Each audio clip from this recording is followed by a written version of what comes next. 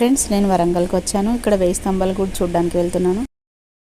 అది ఇదివరకు చూడలేదండి, ఇప్పుడే ఫస్ట్. వరంగల్లో మా అక్క వాళ్ళు ఉంటారు. ఇక్కడ ఫంక్షన్ ఉందని వచ్చాను. ఫంక్షన్కి ఎలాగో వచ్చాను కాబట్టి 1000 స్తంభాల గుడి నేను చూడలేదు, అందుకోసమని చూడడానికని వచ్చాను. మా అక్క వాళ్ళ ఇంటికి కొంచెం దగ్గరలోనే ఉంటుంది. ఆటోలో వచ్చాము, అక్కడ నుంచి ఇద్దరము. వాళ్ళ ఇంటి దగ్గర నుంచి ఆటోకి 30 రూపీస్ తీసుకుంటారు. వరంగల్లో ఎక్కడ తిరిగినా 30 రూపీస్ అట్లా తీసుకుంటున్నారు. వరంగల్ ఎక్కడికి వెళ్ళాలన్నా ఆటోలోనే వెళ్ళచ్చు. లోకల్ బస్సులు కూడా ఉంటాయంట, అవి ఎలా ఉంటాయో నాకు తెలియదు, అందుకోసమని ఆటోలోనే వెళ్తున్నాను. ఈ వరంగల్ లోకల్ ఎక్కడికి తిరగాలన్నా ఆటోలో వెళ్ళడమే బెస్ట్. భద్రకాళి టెంపుల్ వెళ్ళాలన్నా, 1000 స్తంభాల గుడి వెళ్ళాలన్నా ఇక్కడ చూడాల్సినవి 2 ఉన్నాయి కదా.